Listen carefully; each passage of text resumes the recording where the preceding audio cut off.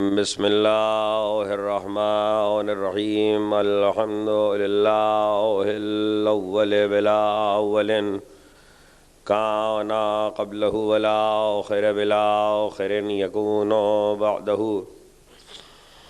الذی قصرت عن رؤیتہ ابصار الناظرین وعجزت عن نعتہ اوہام الواصفین الذي ابتدع بقدرته الخلق ابتداء واخترعهم على مشيئته اختراعا ثم سلك بهم طريق إرادته وبعثهم على سبيل محبته والصلاة والسلام على الأول العدد وصاحب الأبد أسرته خير الأسر وإترته خير الإتر وشجرته خير الشجر نبتت فی حرم بسقت فی کرم سیدنا و مولانا ابی القاسم محمد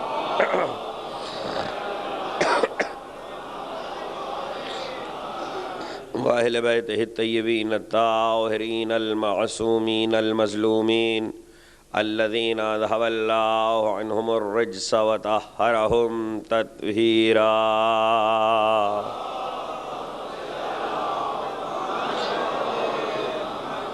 لا سیما علی الحق الجدید وطلعت الرشیدہ وغرت الحمیدہ بقیت اللہ فی الارض وحجت اللہ علی الخلق شریک القرآن صاحب العصر والزمان عجل اللہ تعالی صلوات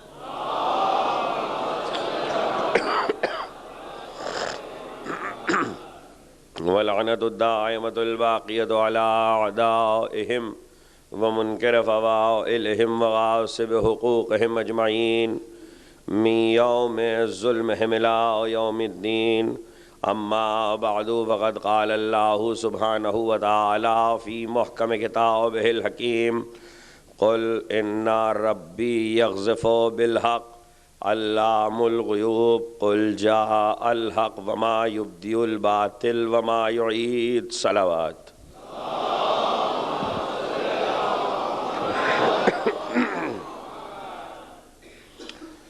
دعائے صحت کے سلسلے میں ایک آدھ مومنین کی طرف سے گزارش ہے. علی حسین صاحب کراچی میں علیل ہیں نوجوان ان کے لیے، اور ایک ہمارے دوستوں میں فرحان صاحب ان کی نانی علیل ہیں، ان کے لیے صفدر صاحب یہاں تشریف لاتے ہیں ان کی صحت کے لیے، اور جو مومنین دعا فرمائیں پروردگار عالم بحق بیمار کربلا انہیں شفائے کامل و عاجل عطا فرمائے. ایک مرتبہ سب مل کے بلند آواز سے درود بھیج دیں محمد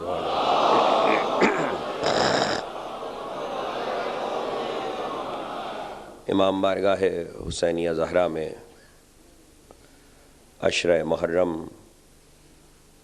1428 ہجری عشرہ ثانی کے سلسلے کی تیسری تقریر آپ حضرات سماعت فرما رہے ہیں بعنوان احقاق حق اور ابطال باطل.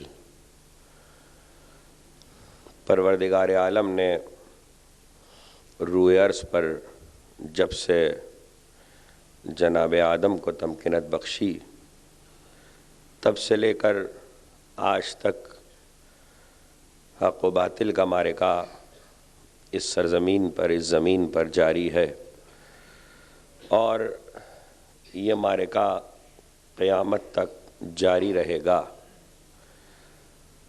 اور جب تک یہ معرکہ ہے پروردگار احقاق حق کرتا رہے گا، اس لیے کہ یہی اللہ کا ارادہ ہے کہ احقاق حق ہوتا رہے، اور احقاق حق سیرت الہی ہے، سنت پروردگار ہے. اس لیے جو بھی حق کے راستے پر چلے اس کا بھی فریضہ یہی ہے کہ احقاق حق کیا جاتا رہے، اس فائدے کے لیے نہیں کہ حق منوا لیا جائے، بلکہ صرف اس لیے کہ حق کہتے رہو. بالکل اسی طرح کہ جیسے زمینوں کی تاثیر مختلف ہوا کرتی ہے، دلوں کی تاثیر میں بھی فرق ہوتا ہے۔ کچھ زمینیں بنجر ہوتی ہیں اور کچھ زرخیز۔ بارش کے قطرے ہر زمین پہ پڑتے ہیں، پروردگار عالم کسی زمین سے پانی کو روکتا نہیں ہے، لیکن یہ زمین کی تاثیر ہے کہ ہو سکتا ہے کہ بنجر زمین جو بظاہر نظر آ رہی ہے اتنی رحمت اس پر پڑے کہ وہ زرخیز ہو جائے، اور یہ بھی ہو سکتا ہے کہ وہ زرخیز نہ بھی ہو تب بھی جو پانی اس بنجر پہ پڑ رہا ہے وہ ضائع نہیں ہو رہا، اس لیے کہ پانی جو برس رہا ہے وہ ذخیرہ ہو رہا ہے اسی زمین کی تہوں میں، اور وہ سفر کر کے اس زمین تک پہنچ جاتا ہے جو شاداب اور زرخیز ہوا کرتی ہے۔ اسی طرح احقاق حق کا معاملہ ہے، کہتے رہو، دلوں میں اتارنا تمہارا کام نہیں ہے، اپنی بات کو پہنچاتے رہو، ہم نے تمہارے ذمہ یہ کام نہیں لگایا، وما علینا الا البلاغ، تمہارے ذمہ صرف اتنا ہے کہ پہنچا دو، دلوں میں اتارنے کا کام اللہ نے اپنے پاس رکھا ہے، یہ پروردگار کا کام ہے۔ اسی لیے جب جناب ابراہیم اللہ کے خلیل کو یہ حکم ہوا کہ آواز دو ان کو بلاؤ حج کے لیے، کہا ہیں کون، کہاں اس وقت کون ہے، دور دور تک سناٹا ہے، کہ یہ تمہارا کام نہیں ہے، تمہارا کام آواز دینا ہے، تم آواز دیے جاؤ، آواز کو دلوں تک اور کانوں تک پہنچانا ہمارا کام ہے۔ تو اس کے معنی یہ ہے کہ آواز فضا میں نشر ہونے کے بعد ضائع نہیں ہوتی۔ حضرت ابراہیم کے سلسلے میں قدرت یہ بتا رہی ہے کہ فضا میں جب ایک آواز نشر ہو جاتی ہے تو وہ کبھی ضائع نہیں ہوا کرتی، اور آج تو خیر سائنسی تحقیق سے یہ بات ثابت ہو چکی ہے کہ آوازیں جو فضا میں جا رہی ہیں وہ محفوظ ہیں۔ یہ الگ بات ہے کہ اس کو سننے کی صلاحیت ابھی ہمارے پاس نہیں ہے، شاید کہ انسان اس منزل تک ترقی کر جائے کہ جب اس کے پاس یہ صلاحیت آ جائے کہ وہ فضا میں محفوظ آوازوں کو سن سکے، 5000 برس 10,000 برس پرانی آوازوں کو، تو پھر ہر دور کی آواز سنی جائے گی، کس کس کی آواز کہاں کہاں محفوظ ہوئی، کس کس نے کیا کیا کہا۔ تو اس لیے اللہ کا رسول صرف آواز کو محفوظ کرا گیا۔ اب سمجھ میں آیا کہ پیغمبر نے بصیرت رسالت دیکھ رہی تھی کہ کاغذ پہ بہت کم چھوڑا، اللہ کے رسول نے اگرچہ مولا کائنات امیر المومنین علی ابن ابی طالب علیہ السلام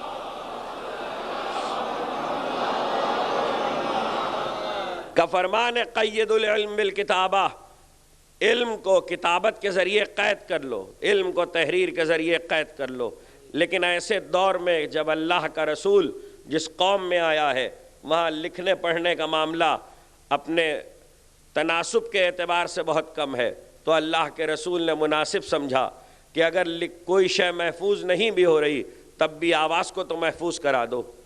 اس لیے اتنی حدیثیں ارشاد فرمائیں احقاق حق میں اللہ کے رسول نے کہ آواز محفوظ ہوتی چلی گئی، کہیں نہ کہیں کام آ جاتی ہے، کسی نہ کسی منزل پہ کام آ جاتی ہے۔ اور عرض کریں گے کہ آنے والی تقریروں میں انشاءاللہ کہ آواز جو اللہ کا رسول محفوظ کرا کے گیا وہ کیسے کیسے کام آتی ہے، اس لیے کہ یہ احقاق حق کی منزل پر آواز پیغمبر کی محفوظ ہو رہی ہے، مسجد تعمیر ہو رہی ہے، ابھی نئے نئے مدینے میں آئے ہیں، پہلا کام ہو رہا ہے، اللہ کا گھر بن رہا ہے، اور ایسے میں ایک شخص اینٹوں کو ڈھو ڈھو کے لا رہا ہے اور اللہ کے رسول کے ساتھ منہمک ہے، بہت تندہی کے ساتھ بہت زیادہ بار اٹھا کر پیغمبر کے ساتھ مصروف عمل ہے، اور اللہ کا رسول جب وہ شخص اس کے پیغمبر کے قریب آتا ہے تو اس کے دوش کی مٹی کو جھاڑتے ہیں، اور دوش کی مٹی جھاڑتے جاتے ہیں اور کہتے جاتے ہیں عمار تجھے باغی گروہ قتل کرے گا، عمار تجھے باغی گروہ قتل کرے گا، یہ کہتے جاتے ہیں۔ اب یہ آواز تھی جو مدینے میں ریکارڈ ہوئی، محفوظ ہو گئی، کسی کی سماعت میں تو پہنچی ہوگی، کسی کے کانوں میں تو رہی ہوگی، کسی کو تو یاد ہوگا، اللہ کے رسول نے آواز کو محفوظ کرا دیا۔ کب کتنے برس کے بعد وہ آواز کام آئی یہ کون جانتا ہے، زمانے گزر گئے۔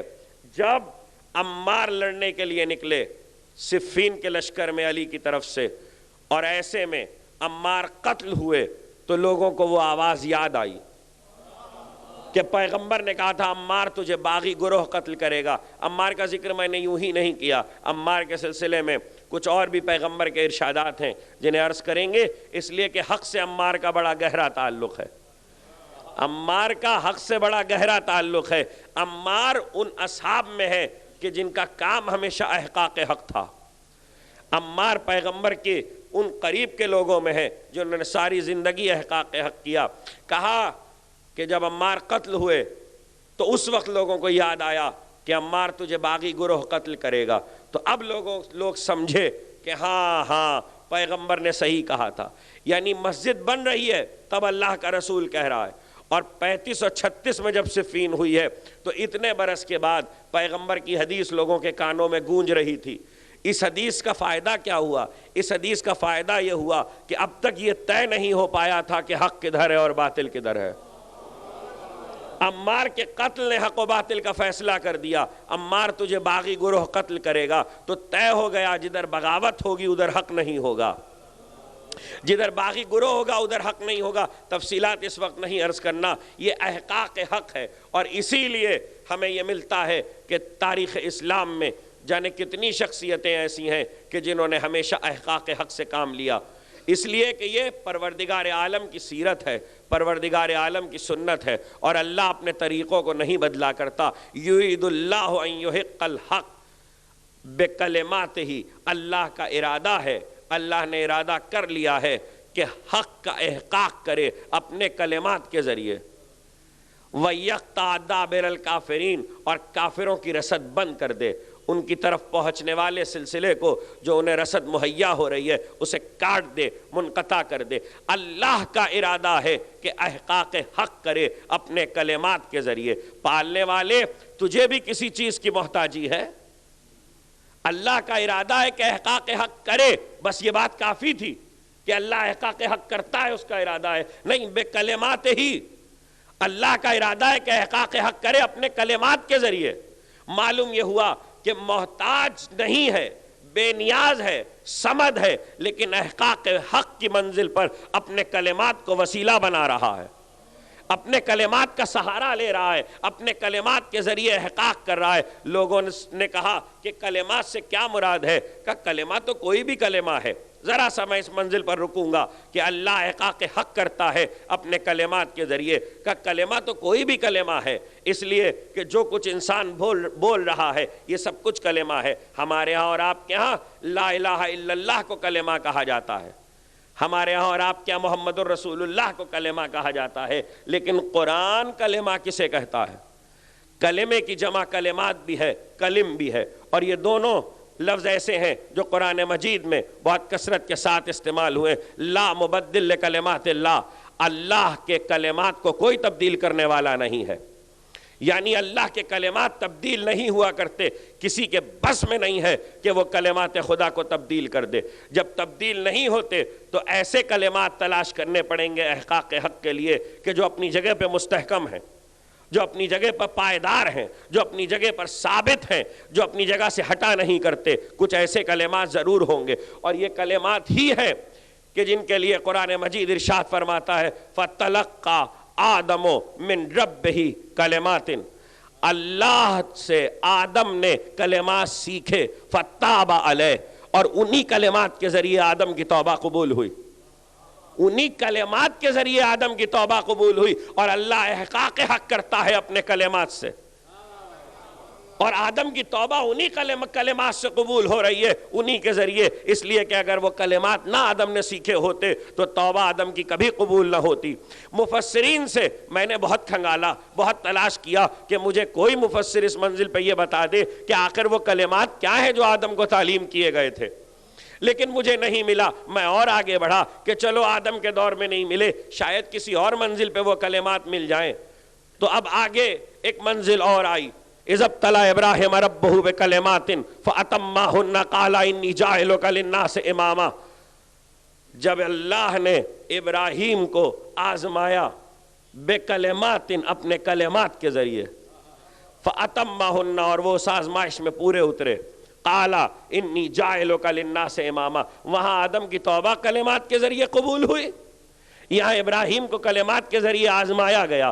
میں نے پھر تفسیر کا سہارا لیا کہ شاید اب اس منزل پہ ان کلمات کے بارے میں کچھ مل جائے کہ جو کلمات آدم جس کی توبہ جس کے ذریعے قبول ہوئی، جس کے ذریعے خدا احقاق حق کرتا ہے، جس کے ذریعے ابراہیم کو اپنے خلیل کو آزماتا ہے، تو مفسرین نے ان کلمات کے سلسلے میں ایک فہرست لکھی اور یہ لکھا کہ ہاں اس سے 10 چیزیں مراد ہیں۔ توجہ کیجئے گا، اس سے 10 چیزیں مراد ہیں۔ میں نے ان 10 چیزوں پہ غور کرنا شروع کیا۔ پہلے ذرا فہرست تو دیکھوں کہ وہ 10 چیزیں ہیں کون سی کہ جس کے ذریعے ابراہیم کو اللہ نے اپنے خلیل کو آزمایا۔ انہوں نے کہا لبیں ترشوانا، مونچھیں منڈانا، داڑھی رکھنا، وضو کی حالت میں رہنا، غسل کی صورت میں نجاست سے دور رہنا، لباس کو پاکیزہ رکھنا۔ یہ ہیں وہ کلمات جس کے ذریعے ابراہیم کو آزمایا گیا۔ اللہ اکبر۔ چلیے اسی پہ رک جائیے، تھوڑی دیر اسی پہ گفتگو کر لیتے ہیں کہ یہ وہ کلمات ہیں جن کے ذریعے اللہ نے اپنے خلیل کو آزمایا ہے۔ داڑھی سے آزماتا ہے، مونچھوں سے آزماتا ہے، اور اس کے بعد جب آزما لیتا ہے تو کہتا ہے ہم نے تمہیں امامت دے دی۔ توجہ کیجئے گا، داڑھی اور مونچھوں سے آزما لیتا ہے اور اس کے بعد کہتا ہے کہ ہم نے تمہیں امامت دے دی۔ تو اگر اتنی آسانی کے ساتھ امامت کے لیے آزمائش ہوا کرتی ہے تو آج کے دور میں تو بہت سو کو امام ہونا چاہیے۔ کچھ کہہ رہا ہوں، جو داڑھی اور مونچھوں سے آزمایا جائے اس کو امام ہونا چاہیے، لیکن ہمیں نہیں ملتا کہ کسی کے لیے قدرت کی آواز آ رہی ہو کہ ہم نے تمہیں امامت دے دی۔ اگر یہی کلمات ہیں، یہ صحیح ہے کہ داڑھی انسان کا زیور ہے۔ حضرت امام جعفر صادق علیہ السلام، دیکھیے جو چیز فطرت میں ہوا کرتی ہے قدرت اسے الگ سے نہیں بیان کرتی۔ اس میں قابل غور بات یہ ہے، جو شے فطرت میں شامل ہے اسے قدرت الگ سے نہیں بیان کرتی۔ مفضل جو گفتگو کر رہے ہیں، جس کے جو گفتگو آج توحید مفضل کے نام سے جانی جاتی ہے، 3 دن تک مفضل نے میرے مولا سے توحید پہ گفتگو کی ہے، اور آپ کے چھٹے امام نے مفضل کو یہ سمجھایا ہے کہ دنیا میں مخلوقات عالم کے ذریعے توحید کیسے ثابت ہوتی ہے، اعضاء جسمانی کے ذریعے توحید کیسے ثابت ہوتی ہے، انسان کے شب و روز کے معاملات کے ذریعے توحید کیسے ثابت ہوتی ہے۔ اس میں میرا مولا کہتا ہے کہ دیکھیں فطرت کی بات کی ہے کہ داڑھی مرد کا زیور ہے۔ اب امام کا یہ کہنا کہ داڑھی مرد کا زیور ہے، بات ختم ہو گئی۔ اس کے معنی کہ فطرت کا حصہ ہے، جو شے فطرت کا حصہ ہے اسے الگ سے نہیں بیان کیا جائے گا کہ اس پر آزمایا جائے۔ اور ابراہیم سے، اور اگر میں یہ مان لوں کہ داڑھی کے ذریعے آزمایا گیا، باقی چیزوں کی بات نہیں کر رہا، ذرا آسانی ہے داڑھی کی بات کرنا، اگر داڑھی کے ذریعے آزمایا گیا تو ماننا پڑے گا کہ اس آیت کے اور آزمائش سے پہلے ابراہیم کے داڑھی نہیں تھی، اور بعد میں ابراہیم کے داڑھی ہوئی۔ اور یہ کہنا کہ پہلے نہیں تھی اور بعد میں رکھی گئی، اس کے معنی یہ ہے کہ اللہ کا نبی، اللہ کا خلیل ہوتے ہوئے فطرت سے دور تھا، جبکہ پیغمبر یہ کہتے ہیں کہ ہر بچہ جو پیدا ہوتا ہے وہ فطرت اسلام پہ پیدا ہوتا ہے۔ اور یہ کیسے ہو سکتا ہے کہ اس کا خلیل پیدا ہو تو فطرت اسلام پہ نہ پیدا ہو؟ تو یہ ماننا پڑے گا کہ یہ معاملہ داڑھی مونچھوں کا نہیں ہے۔ اب یہ عجیب و غریب بات ہے کہ اب اس کو کیا کیا جائے کہ جتنے اہم مسائل تھے ان کو موڑ دیا گیا ہمیشہ ایسی ہی چیزوں کی طرف، تاکہ لوگ اس میں الجھ جائیں اور اصل حقیقت سے دور ہو جائیں۔ وہ کلمات تلاش کرو نا جس سے ابراہیم کو آزمایا گیا تھا، کیسے ملے گا؟ پہلے یہ تو جاننا ضروری ہے کہ قرآن کلمہ کہتا کس کو ہے۔ کلمات کلمے کی جمع ہے اور کلمہ ایک ہوا کرتا ہے۔ کیا قرآن زبان سے کہے گئے لفظ کو کلمہ کہتا ہے؟ کیا قرآن کسی کے نام کو کلمہ کہتا ہے؟ کیا قرآن کسی کی شخصیت کو کلمہ کہتا ہے؟ پتہ کیسے چلے؟ پتہ کیوں نہ چلے گا؟ اس لیے کہ قرآن نے خود وضاحت کی ہے، اذ قالت الملائکہ یا مریم ان اللہ یبشرک بکلمۃ منہ اسمہ المسیح عیسی ابن مریم وجیہن فی الدنیا والآخرہ۔ جب ملائکہ نے آ کر مریم سے کہا، اے مریم اللہ تمہیں بشارت دیتا ہے اپنے کلمے کی، توجہ، اللہ تمہیں واحد موقع ہے پورے قرآن میں کہ جس میں کلمے کے معنی بتائے گئے ہیں۔ پورے قرآن میں یہ واحد آیت ہے جس میں کلمے کے معنی بتائے گئے. پورے قرآن میں کسی آیت میں کلمے کے معنی نہیں بتائے گئے کہ کلمہ کس کو کہتے ہیں. بس یہ کہا گیا کلمہ، کلم، کلمات. اب یہاں قرآن کہہ رہا ہے ان اللہ یبشرک، اللہ تمہیں بشارت دیتا ہے کلمے کی. اسمہ المسیح، اس کا نام مسیح ہے، وہ تمہارا بیٹا ہے. وجیہن فی الدنیا والآخرہ، اور وہ دنیا میں بھی وجیح ہے، آخرت میں بھی وجیح ہے. اب قرآن کے یہ کہنے سے معلوم ہوا، یاد رہے عالم اسلام میں اس کی تفسیر کے علاوہ ایک اور منزل ایسی پائی جاتی ہے کہ جہاں عیسیٰ کے لیے یہ لفظ استعمال ہوا ہے. اور وہ جب حبش میں حضرت جعفر طیار کے ساتھ کچھ لوگ پیغمبر کے حکم پر ہجرت کر کے گئے اور نجاشی کے دربار میں یہ کہا گیا کہ ذرا ان سے پوچھئے تو کہ یہ آپ کے عیسیٰ کے بارے میں کیا عقیدہ رکھتے ہیں. اور نجاشی نے اس وقت سوال کیا کہ ہمارے عیسیٰ کے بارے میں تمہارا کیا عقیدہ ہے. تو اس وقت حضرت جعفر طیار نے جو پہلا جملہ کہا ہے وہ یہی کہ ہم آپ کے عیسیٰ کو اللہ کا کلمہ مانتے ہیں. آپ کے عیسیٰ کو اللہ کا کلمہ مانتے ہیں. دو باتیں طے ہو گئیں. ایک تو یہ کہ شخصیت کلمہ ہوتی ہے. قرآن کی روح سے کلمہ جملہ نہیں ہوتا، لفظ نہیں ہوتا، شخصیت کلمہ ہوتی ہے. عیسیٰ خود کلمہ ہے. اچھا دیکھیے، عیسیٰ کے دور میں جب عیسیٰ مبعوث ہوئے ہیں تو جو لوگ عیسیٰ پہ اسلام لائے وہ کیا پڑھتے ہوں گے؟ ان کے اسلام لانے کا طریقہ کیا ہوگا؟ لا الہ الا اللہ، عیسیٰ روح اللہ. یہی اس وقت کا کلمہ ہوگا. امت اسے کلمہ کہہ رہی ہے. قرآن کہہ رہا ہے عیسیٰ خود کلمہ ہے. یعنی امت کی نگاہ میں عیسیٰ روح اللہ کا لفظ کہنا کلمہ ہے. قرآن کہہ رہا ہے عیسیٰ خود کلمہ ہے. تو اللہ نے طے کیا کہ شخصیت کلمہ ہوا کرتی ہے. اب یہاں دوسرا سوال یہ پیدا ہوتا ہے کہ نبی کلمہ ہے، یعنی وہ شخصیت عیسیٰ خاص عیسیٰ کلمہ ہے، نبی کلمہ ہے، یا ہر دور میں جو بھی خدا کی طرف سے حجت ہوگا وہ کلمہ ہوگا؟ یہ سوال ہے. اگر نبی کلمہ ہو تو اس کے لیے مان لوں گا میں آپ کی دلیل کہ نبی کلمہ ہے. لیکن دوسرے مقام پر کہا، قرآن نے آواز دی کہ جب زکریا کو یحییٰ کی بشارت دی تو اس وقت آواز دی ان اللہ یبشرک بیحییٰ مصدقا بکلمۃ. اللہ تمہیں ایک بیٹے یحییٰ کی بشارت دیتا ہے جو کلمے کی تصدیق کرنے والا ہے. جو کلمے کی تصدیق کرنے والا. اب دو باتیں بالکل صاف ہو گئیں کہ ایک کلمہ ہوگا، ایک کلمے کی تصدیق کرنے والا ہوگا. ہر دور میں کلمہ وہ ہوگا جو اس دور کی حجت ہوگا، ورنہ نبی تو یحییٰ بھی ہے. اگر نبی کلمہ ہوتا ہے تو اسی دور میں نبی یحییٰ بھی ہے، لیکن یحییٰ کلمہ نہیں ہے. یحییٰ کلمے کی تصدیق کرنے والے ہیں. ایک کلمہ ہوگا، ایک کلمے کی تصدیق کرنے والا ہوگا. اور جب کلمہ آ جائے تو اس کلمے کے لیے زبان کا اقرار کلمہ نہیں کہلائے گا، وہ شخصیت خود کلمہ ہوگی. تو مجھے جملہ کہنے دیجئے نا کہ محمد الرسول اللہ کلمہ نہیں ہے، خود ذات رسالت کلمہ ہے. اب فکر کیا ہے؟ ابو طالب نے کلمے کو گود میں پالا ہے.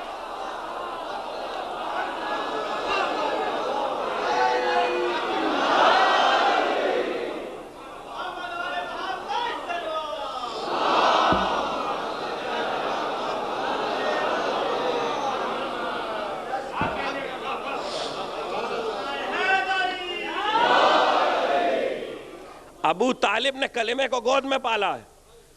جو کلمہ پڑھے وہ مسلمان ہوگا، جو پالے وہ ابو طالب ہوگا. جو پال لے. پڑھنا اور ہے، پالنا اور ہے.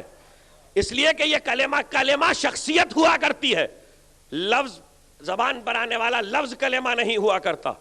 اور کلمہ ظاہر ہے کہ اب قرآن جب اس کو جمع کر لیجئے، کلمہ، کلمات یا کلم دونوں جمع ہے اور دونوں قرآن میں استعمال ہوئے. یحرفون الکلم عن مواضعہ.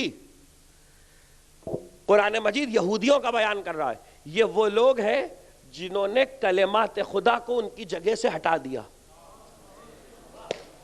کلمات خدا میں تحریف کی عن مواضعہ.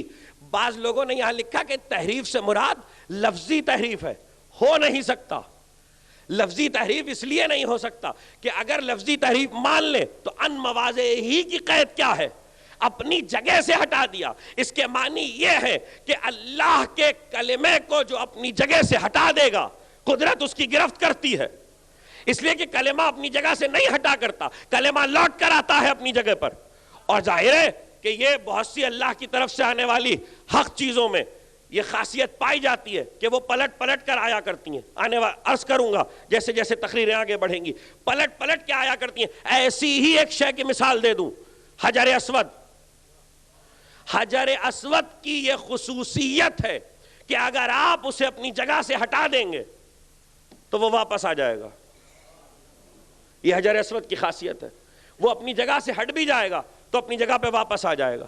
معلوم یہ ہوا الحق من ربک فلا تکن من الممترین۔ کوئی ہے جو کہے کہ حجر اسود حق نہیں ہے؟ اس کے معنی حق واپس آتا ہے۔ حجر اسود جیسے اپنی جگہ پہ واپس آتا ہے ایسے ہی حق جو بھی حق ہوگا وہ پلٹ کے آئے گا، اس لیے کہ اس کے پلٹ کے آنے میں حق ہے۔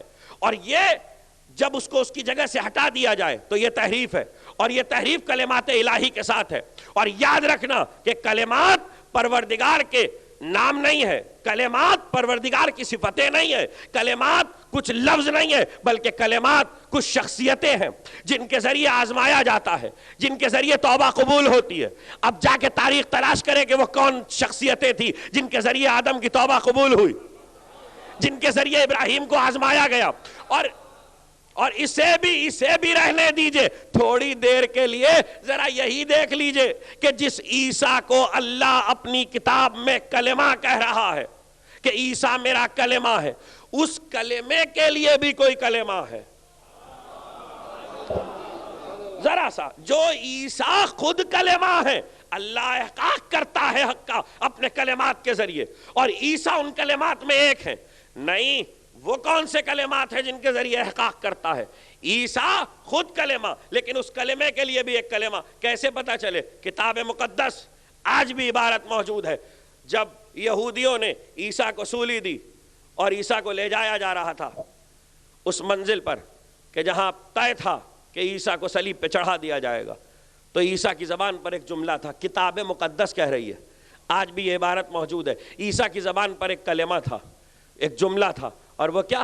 ایلی ایلی لما شبختینی، ایلی ایلی لما شبختینی۔ یہ عربی نہیں ہے، یہ اس زمانے کی زبان ہے، عبرانی یا سریانی، جس کو بھی آپ سمجھیں، جو اس زمانے میں بولی جاتی ہے۔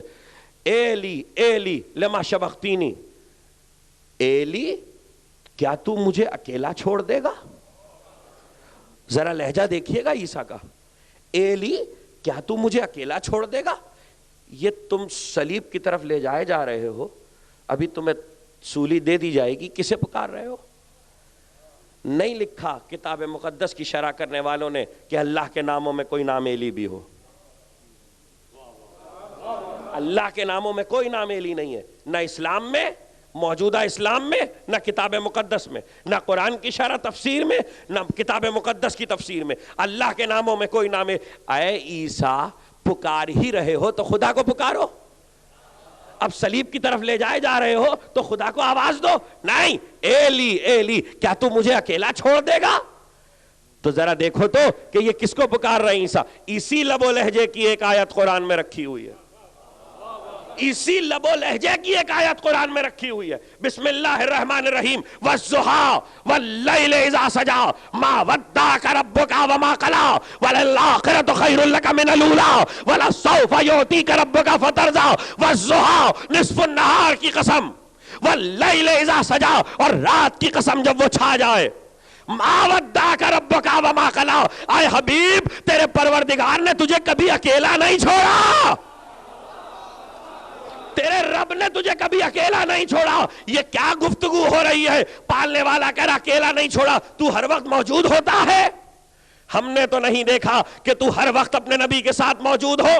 اکیلا نہیں چھوڑا، والضحیٰ نصف النہار کی قسم، واللیل اذا سجا اور رات کی قسم جب وہ چھا جائے، تیرے پروردگار نے تجھے کبھی اکیلا نہیں چھوڑا۔ 63 برس کی زندگی میں اللہ کے رسول پہ لاتعداد مصیبتیں نازل ہوئیں، لاتعداد مصائب آئے اور خدا کہہ رہا ہے کہ ہم نے تجھے کبھی اکیلا نہیں چھوڑا. تو 63 برس کی زندگی میں ہمیں تو دکھاؤ کہ کسی وقت خدا آ کے سپر بن گیا ہو. بدر کی جنگ میں، احد کی جنگ میں، خیبر کی جنگ میں، خندق کی جنگ میں، حنین میں، ذات سلاسل میں کبھی خدا کے سپر بنا ہو ہمیں نہیں ملتا. اور اگر کوئی اور سپر بنا تو وہ بھی نہیں ملتا. کوئی میدان میں ٹھہرے گا تو سپر بنے گا. پیغمبر کی سپر، پیغمبر کی سپر کون ہوا؟ ہمیں نہیں ملتا تاریخ میں کہ پیغمبر کی سپر کون ہوا. اور پھر محدث دہلوی جیسی شخصیت اگر یہ لکھ دے کہ احد کی جنگ میں جب کوئی بھی نہ ٹھہر سکا اور ایسے میں اللہ کا رسول گڑھے میں زخمی حالت میں اکیلا ہے اور اللہ کا رسول دیکھ رہا ہے کہ جتنے لوگ آئے ہیں ان میں سے سب جا چکے ہیں، اب کوئی موجود نہیں ہے، تو محدث دہلوی آپ کیا کہتے ہیں مجھے نہیں معلوم، آپ کی روایتیں اپنی جگہ پر، لیکن محدث دہلوی نے لکھا کہ پیغام خدا کہہ رہا ہے کہ میں نے اکیلا نہیں چھوڑا. اور محدث دہلوی لکھ رہے ہیں کہ پیغمبر اکیلا ہو چکا ہے، گڑھے میں اکیلا ہے، ارد گرد کوئی نہیں ہے، چاروں طرف کفار کا لشکر امڑ آیا ہے اور قریب ہے کہ اللہ کا رسول شہید کر دیا جائے، قتل کر دیا جائے. ایسے میں جبریل آ کے کہتے ہیں اے حبیب اللہ تمہیں سلام کہتا ہے اور کہتا ہے نادے علی، علی کو آواز دو.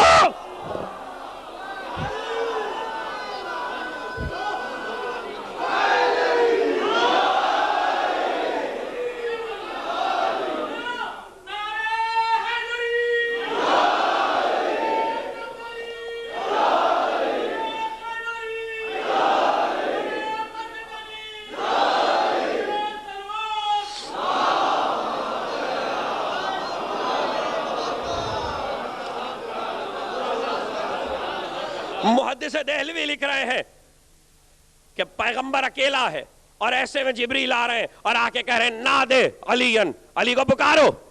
اور پیغمبر نے اس وقت علی کو آواز دی. جیسے ہی علی کو آواز دی گر چھٹی علی سامنے آئے. یہ محدث دہلوی کی روایت ہے. گر چھٹی علی سامنے آئے. جیسے ہی علی سامنے آئے اللہ کے رسول نے کہا یا علی سب چلے گئے تم کیوں نہ گئے؟ توجہ، سب چلے گئے تم کیوں نہ گئے؟ علی نے مسکرا کے کہا یا رسول اللہ سب اس لیے چلے گئے کہ ابھی ابلیس نے آواز بلند کی تھی قد قتل محمد، رسول قتل کر دیے گئے، عبداللہ کا بیٹا قتل کر دیا گیا. سب اس لیے چلے گئے کہ جب محمد قتل کر دیے گئے تو اب لڑ کے کیا کریں گے. میں اس لیے نہیں گیا کہ جب محمد قتل کر دیے گئے تو جی کے کیا کروں گا.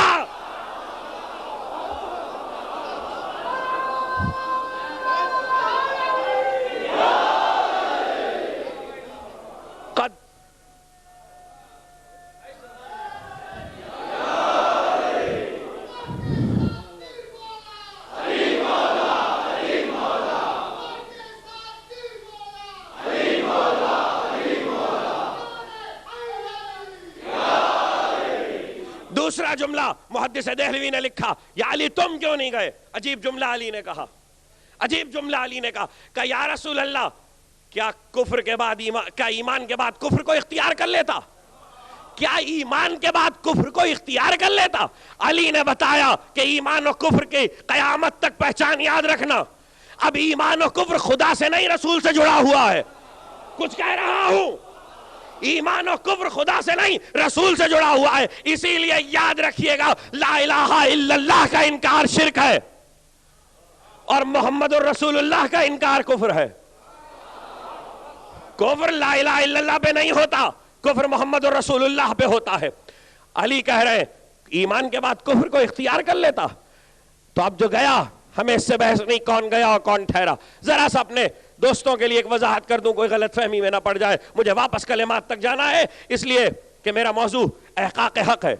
مجھے وہ حد نہیں پڑھنا، لیکن ذرا سا ایک وضاحت کر دوں، اور وہ یہ کہ یہ صحیح ہے کہ آپ کے درمیان مشہور ہے کہ ناد علی کا حکم خیبر میں آیا ہے، لیکن صحیح بات یہ ہے کہ ناد علی کا حکم احد میں آیا ہے، خیبر میں نہیں آیا. خیبر میں اور جنگ موتا میں پیغمبر نے دوبارہ پڑھی ہے. آیا حکم احد میں ہے، اور احد میں ناد علی کے حکم اول موقع ہے کہ جب پیغمبر کے لیے حکم آیا ہے. اور قرآن کیا کہہ رہا ہے؟ میں نے تمہیں کبھی اکیلا نہیں چھوڑا. آج تو نبی اکیلے تھے نا، اور محدث دہلوی کہہ رہے ہیں کہ اکیلے تھے، خدا تو نہیں آیا سپر بننے، کسی کو بھیجا نا جس نے پیغمبر کے اکیلے پن کو دور کیا. یعنی رسول کے لیے دسراہٹ کا سامان علی کر رہے ہیں، اللہ نہیں کر رہا ہے. رسول کے ساتھ جو موجود ہے وہ علی ہیں، اللہ نہیں ہے. اور وہ کہہ رہا ہے کہ میں نے تمہیں اکیلا نہیں چھوڑا. اب یاد رہے کہ قرآن قسم کیوں کھا رہا ہے، وَالضُّحَىٰ وَاللَّيْلِ إِذَا سَجَىٰ، نصف النہار کی قسم اور رات کے چھا جانے کی قسم. دو قسموں میں پوری زندگی رسول کی سمیٹ دی. نصف النہار کی قسم اور رات کے چھا جانے کی قسم. نصف النہار غدیر کا ہے، رات کا چھا جانا شب ہجرت کا ہے. میں نے تمہیں کبھی اکیلا نہیں چھوڑا. جب دنیا سمجھے کہ تم اکیلے، تو تم اکیلے نہیں ہو، ایک ہے میری طرف سے تمہارے پاس موجود. تو اگر پیغمبر کے اکیلے پن کو دور کرنے والا علی ہے تو اب سمجھ میں آیا کہ عیسیٰ کسے پکار رہے تھے. ایلی ایلی لما شبختینی، ایلی کیا تو مجھے اکیلا چھوڑ دے گا؟ لیکن ہمیں نہیں ملتا کہ عیسیٰ اس کے بعد اکیلے رہے ہو. اور یہ کلمات میں سے پہلا کلمہ ہے جس کے ذریعے عیسیٰ نے آواز دی ہے. اور جب آواز دی ہے تو اسی کلمات کے ذریعے آدم کی توبہ قبول ہوئی، انہی کلمات کے ذریعے ابراہیم کو آزمایا گیا. ذرا پوچھیں تو روایتوں سے، اب باقی گفتگو تو اپنی جگہ پر ہے لیکن اس منزل تک آ گیا تو اہل ایمان کے لیے دو چار جملے عرض کر دوں کہ ابراہیم کو آزمایا گیا، اور جب آزمایا گیا تو اس کے بعد اعلان کیا گیا کہ ہم نے تمہیں امامت دے دی. قال انی جاعلک للناس اماما، ہم نے تمہیں انسانیت کا امام بنایا. یہ احقاق ہے جو کلمات کے ذریعے ہو رہا ہے، اور جیسے جیسے احقاق ہوتا جائے گا قدرت اپنے حق کو منواتی جائے گی. کوئی مانے نہ مانے اس سے قدرت پہ کوئی اثر نہیں پڑا کرتا، اس لیے کہ آپ کے امام حضرت امام محمد باقر علیہ السلام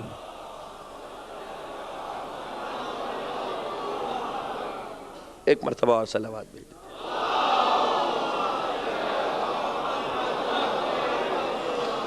امام نے ایک جملہ ارشاد فرمایا کہ اگر کائنات میں ایک بھی شخص پروردگار کا سجدہ کرنے والا نہ ہو تو خدا کی خدائی پہ حرف نہیں آتا. اگر ایک بھی اللہ کو ماننے والا نہ ہو تو اس کی وحدانیت پہ آنچ نہیں آتی. معلوم یہ ہوا کہ حق وہ ہے کہ کوئی تسلیم کرے یا نہ کرے، حق پہ آنچ نہیں آیا کرتی. یہ امام کا قول، اور یہ امام راغب اصفہانی صاحب مفردات القرآن حق کی تعریف کرتے ہوئے انہوں نے لکھا کہ حق وہ ہے کہ ساری دنیا مل کر انکار کر دے پھر بھی حق رہتا ہے. یہ امام راغب اصفہانی لکھ رہے ہیں جن کا تعلق میرے مسلک سے نہیں ہے. کہتے ہیں کہ حق وہ ہے کہ ساری دنیا مل کر انکار کر دے پھر بھی حق رہتا ہے. اور اس کے بعد جملہ لکھتے ہیں باطل وہ ہے کہ سارا عالم مل کے تسلیم کر لے پھر بھی باطل رہے گا. معلوم یہ ہوا کہ کسی کے ماننے سے اور نہ ماننے سے نہ حق کی حیثیت بدلا کرتی ہے نہ باطل کی حیثیت بدلا کرتی ہے. سارا عالم مل کے تسلیم کرے تو باطل باطل رہے گا، سارا عالم مل کے انکار کرے تو حق حق رہے گا. عجیب شان ہے قدرت کی کہ اپنے جیسا وصف اپنے ہادیوں کو بھی عطا کر دیا. اسی لیے تو سارا عالم مل کے انکار کر دے علی کی حیثیت میں کوئی فرق نہیں آتا. جو علی کی جو حیثیت ہے وہ وہیں رہیں گے. اور اگر سارا عالم مل کے بھی علی کے مخالفین کو، علی کے دشمنوں کو، میں بہت بات آسان کر دوں کہ کربلا قیامت تک کے لیے حق و باطل کا میزان ہے. آنے والی تقریروں میں کربلا پہ گفتگو ہوگی. قیامت تک کے لیے 50 برس میں جو حق و باطل نہ کھل سکا وہ کربلا میں آ کے کھل گیا. اور وہ حق و باطل جب کربلا میں کھلتا ہے تو اگر سارا عالم مل کے بھی حسین کا انکار کر دے تو حسین کی حقانیت پہ حرف نہیں آتا. اور سارا عالم مل کے بھی یزید کو مان لے تو یزید کے باطل ہونے میں فرق نہیں پڑتا. یہ ہے حق و باطل کا میزان. اور اسی لیے قدرت احقاق کرتی رہتی ہے اپنے کلمات کے ذریعے. اور وہ کلمات کیا ہے؟ وہ کچھ شخصیتیں ہیں. یاد رہے کہ ان شخصیتوں کے ذریعے احقاق ہوا کرتا ہے. اور جب شخصیت سامنے آتی ہے تو اس شخصیت کا نام نہیں، اس کا وصف نہیں، اس کا اسم نہیں، اس کے صفات نہیں، بلکہ اس شخصیت کا احقاق ہے کہ وہ اپنے ذریعے سے خود احقاق کرے گی. اور یہ قدرت احقاق کر رہی ہے اس شخصیت کے ذریعے. بھرا ہوا دربار ہے مامون کا، ولی عہدی کا جشن ہو رہا ہے. اور ایسے میں ایک بار ولی عہدی کے جشن میں بہت گفتگو ہوئی، کل اس منزل پہ ختم ہوئی تھی کہ آپ کے ساتویں امام حضرت موسیٰ بن جعفر صلوات اللہ وسلام آپ کے ساتویں امام نے ہارون سے کہا تھا ہمیں نفس ہونے پر فخر ہے. کل گفتگو اس منزل پہ ختم ہوئی تھی، آج یہیں سے مسلسل ہو گیا کہ امام نے آٹھویں امام ولی عہدی کا جشن اور مامون نے کہا کیا فضیلتیں ہیں آپ کی، اور ایک بار اعادہ کیا اس بات کا کہ ہمیں نفس رسول ہونے پر فخر حاصل ہے. بھرے ہوئے دربار میں ایک بار مامون نے آہستہ سے اشارہ کیا ایک عالم کو، صاحب عیون اخبار رضا شیخ صدوق، اشارہ کیا. اس عالم نے سمجھا کہ مامون کیا چاہتا ہے، اور ایک بار اس عالم نے کھڑے ہو کر براہ راست امام رضا علیہ السلام سے گفتگو شروع کی اور کہا آپ کس بات پہ فخر کر رہے ہیں؟ آپ کہتے ہیں آپ نفس رسول ہیں، آپ کی فضیلت کیا ہے؟ اگر حاکم آپ کو بلا کے ولی عہدی نہ دیتا تو آج یہ جشن نہ ہو رہا ہوتا، آپ یہاں بیٹھے نہ ہوتے. یہ فضیلتیں آپ کی کیا ہیں؟ یہ آپ کے کس کام کی ہیں؟ جب اس نے اس طرح سے گفتگو شروع کی تو تھوڑی دیر فرزند رسول سنتے رہے سر کو جھکا کر. وہ کلمات بہت سارے ہیں، وہ گفتگو جو اس نے کہے امام کے سامنے. آپ کو کیا فخر حاصل ہے؟ اس وقت بنی عباس کے بڑے بڑے شہزادوں کو چھوڑ کر مامون نے آپ کو ولی عہدی دی ہے. ایک بار سر اٹھایا، غور سے اسے دیکھا. ایک غالیچہ دیوار پر ٹنگا ہوا تھا جس پہ شیر کی تصویر بنی ہوئی تھی. یہ وہ واقعہ نہیں ہے جو ساتویں امام والا ہے، یہ الگ واقعہ ہے، وہ واقعہ الگ ہے. اس پہ شیر کی تصویر بنی ہوئی تھی. احقاق حق بتا رہا ہوں. جیسے ہی اس نے لاف و گزاف کہا، امام نے شیر کو اشارہ کیا، تصویر کا شیر مجسم ہوا. اس عالم پہ اس نے حملہ کیا، اسے نگل لیا، اور اس کے بعد مامون کی طرف بڑھا. مامون کی طرف بڑھتے ہوئے اس نے پلٹ کے فرزند رسول کی طرف دیکھا. امام نے اسے اشارے سے منع کیا، وہ واپس ہو گیا. مامون بے ہوش ہو گیا، مجسم ہوا پھر تصویر ہو گیا. ایک بار جب مامون کو ہوش آیا تو اس نے کہا یہ کیا ہوا؟ دیکھیے آپ کے اختیار میں ہے، اگر یہ تصویر کا شعر مجسم ہو سکتا ہے تو آپ کے اختیار میں ہے کہ آپ اس سے کہیں کہ اس نے میرے درباری میرے مصاحب کو جو نگلا ہے اسے اگل دے. امام نے ایک جملہ کہا، اگر موسیٰ کے عصا نے فرعون کے جادوگروں کے سانپوں کو اگل دیا ہوتا تو یہ شیر بھی اس کو اگل دیتا. یہ جملہ کہنے کی کیا ضرورت تھی؟ یہی جملہ تو احقاق حق ہے، یہی جملہ تو احقاق حق ہے. اس لیے کہ امام یہ بتا رہے کہ حق کی تاریخ کا تسلسل کبھی ٹوٹتا نہیں ہے. حق نبوت کے دور میں بھی حق رہتا ہے، امامت کے عہد میں بھی حق رہتا ہے. اب میں آ جاؤں اس منزل پر، مجھے معجزہ نہیں سنانا تھا. یہ الگ بات ہے کہ معجزہ احقاق حق کے لیے ہوتا ہے. آنے والی کسی تقریر میں شاید ہم گفتگو کریں سورہ انفال کی ان آیتوں پر کہ جس میں قرآن نے کہا یستنبئونک اہو حق قل ای وربی انہ لحق وما انتم بمعجزین. تو معجزہ احقاق حق ہی کے لیے ہوتا ہے، لیکن اس احقاق حق کی صورتوں میں فرق ہوا کرتا ہے. مگر اس وقت امام نے کہا اگر موسیٰ کے عصا نے ان جادوگروں کے سانپوں کو اگل دیا ہوتا تو یہ بھی اس کو اگل دیتا، لیکن چونکہ اس نے نہیں اگلا اس لیے یہ بھی نہیں اگلے گا. اب یاد رہے کہ وہ واقعہ کیا تھا. قرآن مجید نے سورہ مبارکہ اعراف میں اسے بہت تفصیل سے لکھا. میں چند جملے قرآن کے آپ کی خدمت میں عرض کرنا چاہتا ہوں تاکہ بالکل بات واضح ہو جائے کہ حق کیسے واقع ہو رہا ہے اور احقاق حق کیا ہے. قرآن کہتا ہے وَأَوْحَيْنَا إِلَىٰ مُوسَىٰ، ہم نے موسیٰ پہ وحی کی أَنْ أَلْقِ عَصَاكَ، اے موسیٰ اپنے عصا کو زمین پہ ڈال دو. موسیٰ نے اپنے عصا کو زمین پہ ڈالا. جادوگروں کے سانپ، رسیاں جو سانپ بن چکی تھی انہوں نے اسے نگلنا شروع کیا. جیسے ہی جادوگروں کے سانپوں کو موسیٰ کے عصا نے نگلا ویسے ہی قرآن نے آواز دی فَوَقَعَ الْحَقُّ وَبَطَلَ مَا كَانُوا يَعْمَلُونَ. حق واقع ہو گیا، حق واقع ہو گیا اور باطل ہو گیا جو وہ کر رہے تھے. قرآن نے بتایا کہ حق اس طرح واقع ہوا کرتا ہے، جیسے ہی حق واقع ہوا فَأُلْقِيَ السَّحَرَةُ السَّاجِدِينَ، سارے کے سارے جادوگر سجدے میں گر پڑے. وَقَالُوا آمَنَّا بِرَبِّ الْعَالَمِينَ، انہوں نے کہا ہم عالمین کے پروردگار پر ایمان لائے. رب موسیٰ و ہارون، جو موسیٰ اور ہارون کا پروردگار ہے. جیسے ہی انہوں نے یہ آواز دی تو ایک بار فرعون نے کہا دیکھو ابھی تو تم میرے ساتھ تھے، تمہیں میں نے بلایا تھا اور اس طرح سے تم پھر گئے، دیکھو میں تمہارے ہاتھوں کو اور پیروں کو مخالف سمتوں سے کٹوا دوں گا، قطع کروں گا اور تمہیں سولی پہ چڑھا دوں گا. انہوں نے کہا اب جو بھی ہو، قالوا انا الی ربنا منقلبون، ہم تو اپنے پروردگار کی طرف پلٹ چکے، ہم تو اپنے پروردگار کی طرف پلٹ چکے. ذرا سا ایک لمحے کے لیے میں رکوں گا اس منزل پر تاکہ یہ واضح ہو جائے کہ وقال حق کیوں کہا قرآن نے یہاں. جیسے ہی موسیٰ نے اپنا عصا پھینکا وہ اژدہا بنا، سانپوں کو نگل گیا. قرآن نے کہا فوقال حق.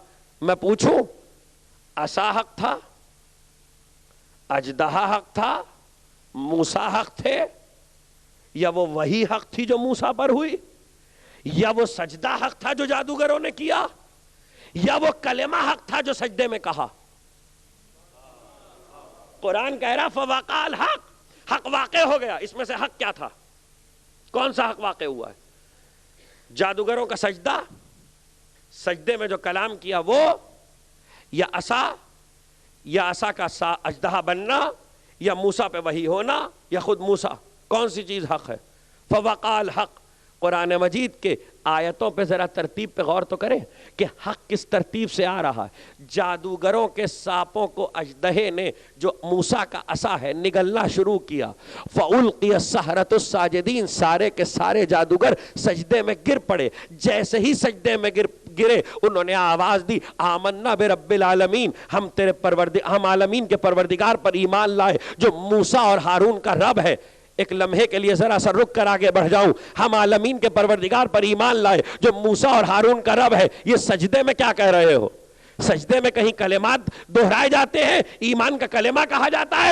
آواز دیں گے کہ قدرت نے ان کے بیان کو قرآن میں محفوظ کر دیا اور قیامت تک کے لیے اسٹیٹمنٹ قرآن میں رکھا ہوا ہے لن تجد لسنت اللہ تبدیلا. اللہ کے طریقے بدلا نہیں کرتے، اور اللہ کا طریقہ یہ ہے کہ جب موسیٰ کے حق واقع ہونے پر ساحر سارے جادوگر ایمان لا کر سجدے میں گریں گے تو آواز دیں گے ہم عالمین کے پروردگار پر ایمان لائے. ایمان تو مکمل ہو گیا نا؟ نہیں، رب موسیٰ جو موسیٰ کا پروردگار ہے، یعنی اپنے عہد کے نبی کا بھی تذکرہ کیا، وہ ہارون جو ہارون کا بھی پروردگار ہے، اس عہد کے نبی کے وسیع کا بھی ذکر کیا. اور اللہ نے اسٹیٹمنٹ کو قرآن میں رکھ کر بتایا کہ ایمان لا الہ الا اللہ پہ مکمل نہیں ہوتا، محمد الرسول اللہ تک آتا ہے، پھر عہد کے وسیع تک آتا ہے. ایمان کبھی بھی عہد کے وسیع کے اعلان کے بغیر مکمل نہیں ہوگا. یہ اس دور کا اعلان ہے اور یہ اس دور کا اعلان ہے. اور قرآن کہے وقال حق، حق واقع ہو گیا. سجدے میں بھی واقع ہوا، اژدہے میں بھی واقع ہوا، عصا میں بھی واقع ہوا، موسیٰ کے ذریعے بھی واقع ہوا. نہیں، حق یہ ہے کہ جو کچھ دیکھا جائے اس کے نتیجے میں جو کلمہ ادا ہو وہ حق ہے. یعنی سارے سلسلہ حق میں جو کلمہ ادا ہو وہ حق ہے. اچھا، تو اس کلمے میں اتنی تاثیر آ گئی کہ قرآن نے اسے حق کہہ دیا. تاثیر تو بعد میں پتہ چلے گی.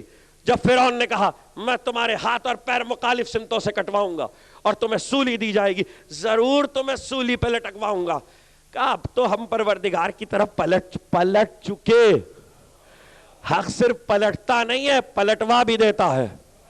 ہم تو پروردگار کی طرف پلٹ چکے. اتنا یقین، توجہ، تقریر ختم ہونے جا رہی ہے. اتنا یقین کہ ایمان لانے کے بعد نہ جان جانے کا خوف، نہ سولی دیے جانے کا خوف، نہ ہاتھ اور پیر کٹنے کا خوف. تو وہ کہیں گے حق واقع ہو گیا، کیا کریں؟ ابھی تک میں نے یہ نہیں بتایا کہ حق کہاں واقع ہوا. نہ اژدہا، نہ عصا، نہ وحی، نہ موسیٰ، نہ کلمہ، نہ سجدہ. حق تو یہ ہے کہ جان جانے کا خوف ختم ہو گیا. حق تو یہ ہے کہ کہ سولی دیے جانے کا خوف ختم ہو گیا، حق تو یہ ہے کہ ہاتھ پیر کاٹے جانے کا خوف ختم ہو گیا۔ معلوم یہ ہوا کہ ایمان جب دلوں میں واقع ہو جاتا ہے تو احقاق حق کی اس منزل پہ انسان آ جاتا ہے کہ جب حق واقع ہو جائے تو پھر کسی چیز کا خوف باقی نہیں رہتا۔ آخری وقت ہے میرے مولا کا، توجہ، مسائل نہیں پڑا، آخری وقت ہے میرے مولا کا، سر پہ پٹی بندھی ہے، بہت زخمی ہے، اور 3 دن میں بہت گفتگو اپنے اصحاب سے کی۔ ایک بار سب کو بلایا، قمبر، کمیل، سنو، دیکھو میرے بعد تمہیں سولی دی جائے گی، تمہیں قتل کیا جائے گا، میسم تمہیں سولی دی جائے گی، ہاتھ اور پیر کاٹے جائیں گے، زبان قطع کی جائے گی، کیا کرو گے؟ قمبر تمہیں قتل کیا جائے گا، کیا کرو گے؟ کمیل تمہیں مارا جائے گا، کیا کرو گے؟ پوچھ کیوں رہے ہیں آپ سوال کیوں کر رہے ہیں؟ آپ کو نہیں معلوم کہ یہ کیا کریں گے؟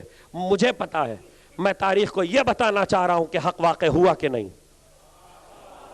علی پلٹ کر یہ کہیں گے میں بتانا چاہ رہا ہوں تاریخ میں کہ حق واقع ہوا کہ نہیں۔ ایک بار سب سے پوچھا، جواب ایک آیا، مختلف نہیں۔ دیکھیے سوال کیے گئے 6 آدمیوں سے اور 6 آدمیوں نے ایک جواب دیا۔ علی نے بتایا کہ جہاں حق واقع ہو جائے وہاں جوابوں میں فرق نہیں ہوتا، وہاں دل سے جو آواز نکلتی ہے وہ ایک ہوا کرتی ہے۔ کیا جواب دیا؟ جواب یہ دیا کہ مولا اگر ہمیں آپ کی محبت میں 70,000 مرتبہ ٹکڑے ٹکڑے کر کے قتل کیا جائے اور پھر جلا کر راکھ فضاؤں میں اڑا دی جائے اور پھر زندہ کیا جائے، تب بھی ہم آپ سے بیزاری اختیار نہیں کریں گے۔ یہ جواب کیا دیا؟ میسم نے، کمیل نے، قمبر نے ایک جیسا جواب۔ یہ تو کہہ کے نکلے تھے، تو اب جو کہہ کے نکلے ہیں، تقریر ختم ہونے جا رہی ہے، جو کہہ کے نکلے ہیں تو کیا یہ باقی رہے گا؟ یہ تو ابھی دعویٰ ہے، دلیل تھوڑی ہے، عمل تھوڑی ہے، یہ تو زبانی گفتگو ہے، ہو سکتا ہے بدل جائے۔ جی نہیں، اسی لیے علی نے تاریخ میں ان کے سٹیٹمنٹ ریکارڈ کروا دیے۔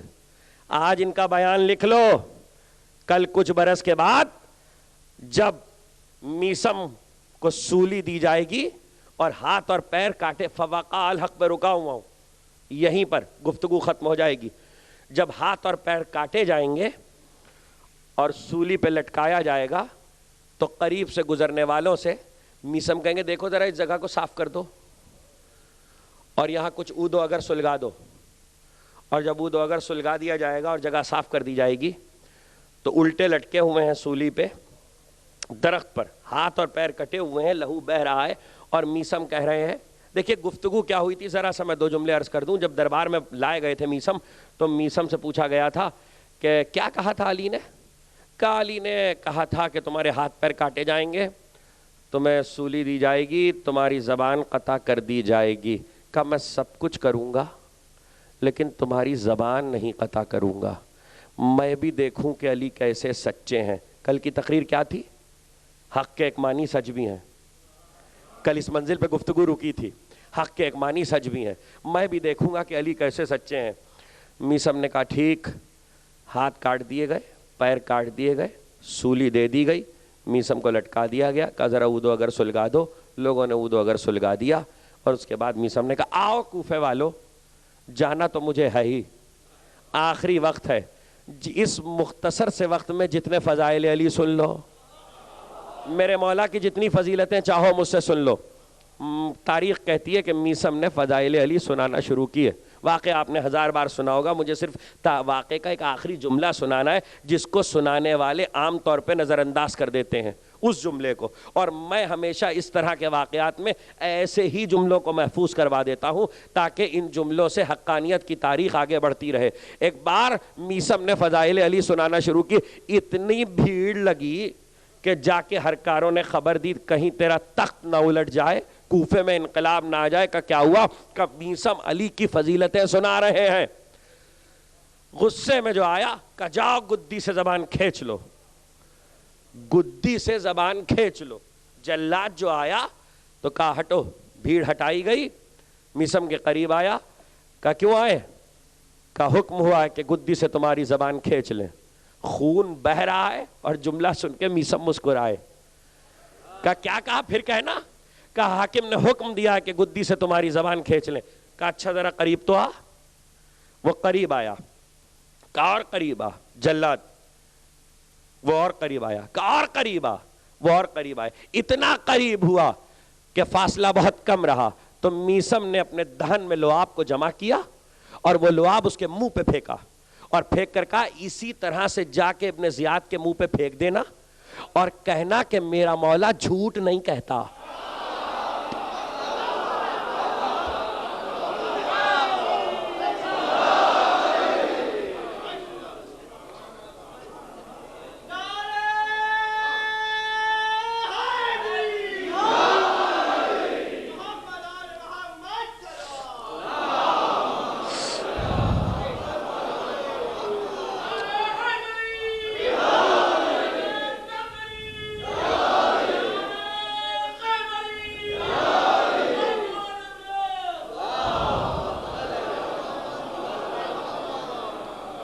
جا کے کہہ دینا کہ میرے مولا نے جھوٹ نہیں کہا۔ فوقال حق، حق واقع ہو گیا، یعنی سچائی اب جس دور میں بھی واقع ہو جائے حق واقع ہو گیا۔ وَبَطَلَ مَا كَانُوا يَعْمَلُونَ، اور باقی سب کچھ باطل ہو گیا جو وہ کر رہے تھے۔ آج تاریخ میں حق ہے، اسی لیے حق کو کبھی پرواہ نہیں ہے۔ یہی اطمینان تو تھا جو جناب زینب نے آپ کے چوتھے امام سے جملے میں کہا تھا، یہی اطمینان تھا۔ تقریر خاتمے پہ پہنچی کہ جب اسیروں کا قافلہ لے کے چلے تو مقتل کہتا ہے کہ قافلے کو مقتل سے گزارا گیا، بیبیاں بے مقنع و چادر، مشکیں بندھی ہوئی، بازو پشت گردن سے بندھے ہوئے، آپ کے چوتھے امام کے ہاتھوں میں ہتھکڑی، پاؤں میں بیڑی، کمر میں لنگر، گلے میں طوق، اور ایسے میں قافلے کو گزارا گیا مقتل سے۔ تو سید سجاد کے چہرے کا رنگ زرد ہو گیا۔ ایک بار پھوپھی کی نگاہ بھتیجے کے چہرے پہ گئی، کہا بیٹا کیا عالم ہے تمہارا، یہ چہرے کی رنگت زرد کیوں ہے؟ کہا پھوپھی وہ بیٹا کیا کرے جس کے باپ کا لاشا بے گور و کفن مقتل میں ہو، اور بیٹے کے ہاتھوں میں ہتھکڑی اور پاؤں میں بیڑی اور کمر میں لنگر۔ عزیزوں میں پڑھتا نہیں ہوں مقتل کی یہ روایت، بہت کم، اس وقت بات یہاں تک آ گئی تو مجھ سے دو جملے سن لیجئے کہ مقتل میں بیان یہی ہے کہ ہر شہید کا سر شہادت کے بعد نہیں کاٹا گیا، ہر شہید کا سر شہادت کے بعد نہیں کاٹا گیا۔ دو ہی جملے ہیں، شاید میں پوری روایت نہ پڑھ سکوں۔ کہتے یہ ہیں کہ صرف سید الشہداء کا سر شہادت کے بعد کاٹا گیا تھا، لیکن باقی جتنے شہید تھے جن میں 18 بنی ہاشم آل رسول کے گھر کے جوان، ان سب کے سر تاریخ سے جب سوال کیا کب کاٹے گئے تو تاریخ نے عجیب مرحلہ بیان کیا ہے۔ خدا کسی کے گھر والوں پہ یہ وقت نہ لائے کہ مقتل کہتا ہے خدا آپ کی اولاد کی خوشیوں سے آپ کے کلیجوں کو ٹھنڈا رکھے، اللہ آپ کی اولاد کی خوشیوں سے آپ کی آنکھوں کو خنک رکھے۔ مقتل کہتا ہے کہ جس وقت بیبیوں کو مقتل سے لاشوں پر سے گزارا گیا، یہی وہ وقت تھا جب قاتل خنجر لیے ہوئے ہر شہید کے سرہانے پہنچا۔ اللہ کسی ماں پر یہ وقت نہ لائے کہ ام لیلہ نے دیکھا کہ علی اکبر کے گلے پہ، ام فروہ نے دیکھا کہ قاسم کے گلے پہ خنجر۔ اللہ اللہ، خدا کسی ماں پہ یہ وقت نہ لائے عزیز و مختل کہتا ہے یہی وہ وقت تھا کہ جب بیویوں نے اپنے پیاروں کے کٹتے ہوئے سر دیکھے تو ایک بار ساری بیویوں نے اپنے آپ کو اپنے عزیزوں کے لاشوں پہ گرا لیا اور کہتی جاتی تھی یا رسول اللہ، یا فاطمہ زہرا۔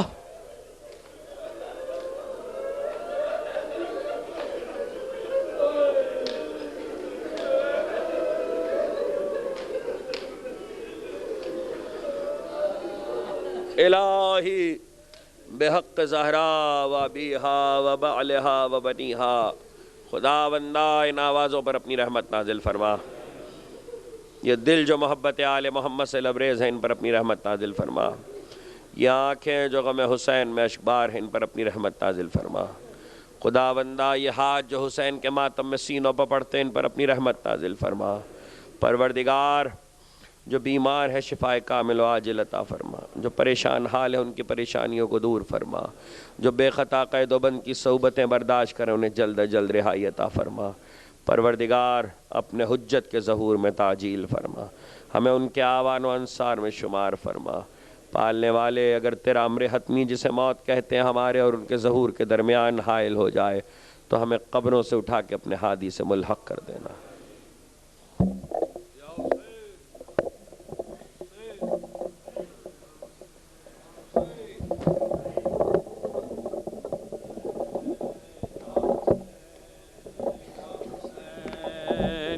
حسین یا حسین یا حسین یا حسین یا حسین یا حسین